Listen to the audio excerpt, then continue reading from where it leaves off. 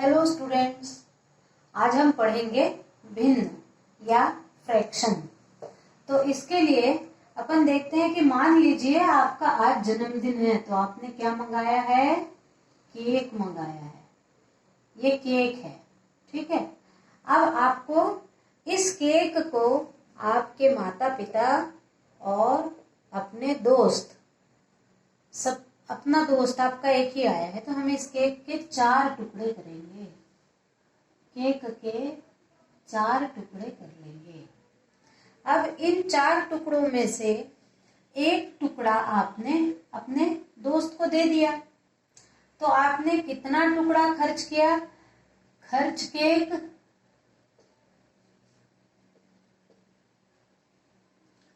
और शेष केक। आपने खर्च किया केक, एक टुकड़ा खर्च कर लिया, ये टुकड़ा खत्म हो गया। तो अब आपके पास में आपने कितना टुकड़ा खर्च किया? एक। कुल कितने भाग थे? 4। 4 भाग में से एक भाग खर्च हो गया और कितने भाग शेष बचे? 1 2 3। तो शेष केक में अपन क्या लिखेंगे? कुल कितने भाग थे? 4। उनमें से कितने शेष बचे? 3। अब आपने दूसरा टुकड़ा अपने माँ को दिया, तो ये भी खर्च हो गया। तो अब कितने टुकड़े खर्च हो गए? 4 में से 2 टुकड़े खर्च हो गए, 1 और 2। और 4 में से कितने टुकड़े बचे? 2 बचे, ठीक है। अब हमारे पास 2 टुकड़े शेष बचे। अब आपने तीसरा टुकड़ा अपने पापा को दे दिया, तो खर्च कितने टुकड़े हुए? 3/4। इसको क्या बोलते हैं? 3/4, यानी 4 में से 3 खर्च हो गए और शेष कितना बचा? 1 टुकड़ा। तो कुल 4 टुकड़े में से 1 टुकड़ा शेष बचा। अब इसको सबको पढ़ते कैसे हैं? 1/4, 3/4, 2/4, 2/4, ऐसा पढ़ते हैं। अब हमारे पास चौथा टुकड़ा था जो तुम खा लोगे, तो चौथा टुकड़ा भी खत्म हो गया। तो कुल कितने टुकड़े थे? 4। खर्च कितने टुकड़े हो गए? 4 में से 4 खर्च हो गए। तो यहाँ पर कितना बच जाएगा? 0 बच जाएगा।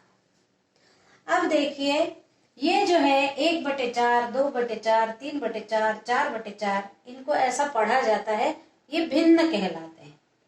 और ये भिन्न कहलाते हैं, तो कुछ भिन्नों के नाम दिए गए हैं और कुछ भिन्नों को वैसे ही कहा जाता है, 3/4, 1/4, ठीक है। तो कुछ भिन्नों के नाम है, जैसे 1/4 को कहते हैं 1/4,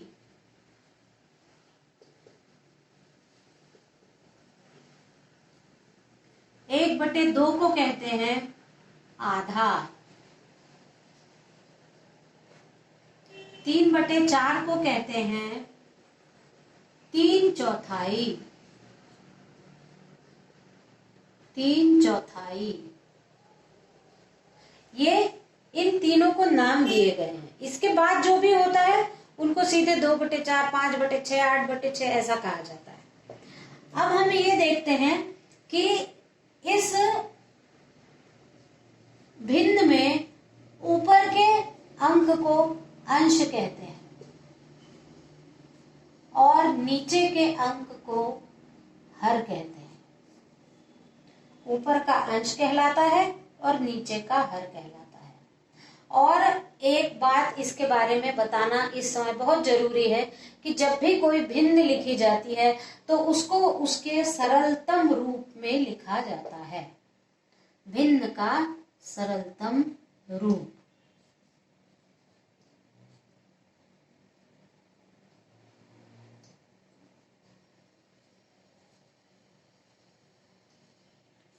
अब मान लीजिए कोई भिन्न ऐसे लिखे 1/4 या 3/4, तो ये अपने सरलतम रूप में है, क्योंकि ये एक और छोटे रूप में नहीं आ सकता और ये 4 और छोटे रूप में नहीं आ सकते।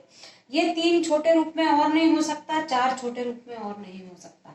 लेकिन मान लो यहाँ लिखा है 12/4, तो हमको इसको काट कर छोटा करना है। सरलतम अवस्था में लाना है। कैसे काट कर छोटा करेंगे कि हम ऐसा पहाड़ा बोलेंगे जिस पहाड़े में 12 भी आ जाए और उसी पहाड़े में 4 भी आ जाए, तो हम 12 को 2 से भाग दे सकते हैं, या 12 4 के पहाड़े में भी आ सकता है। तो 4 एकम 4 और 4 तिया 12। तो अब ये भिन्न क्या बन गई, 3/1। ये कहलाएगा इसका सरलतम रूप।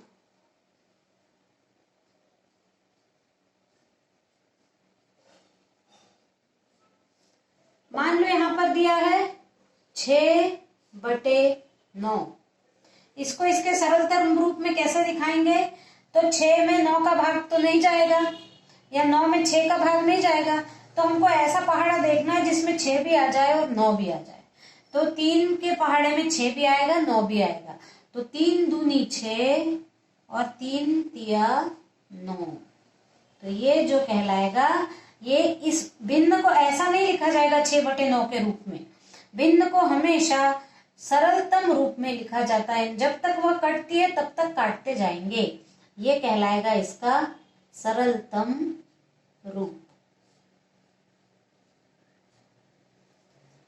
तो बच्चों, आपको समझ में आया ना मैंने जो समझाया? Thank you.